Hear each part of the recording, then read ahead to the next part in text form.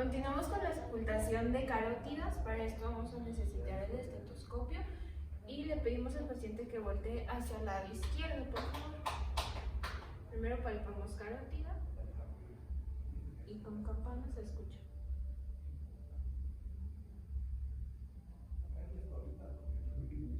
Y aquí es comparativo, se hace igual del otro lado.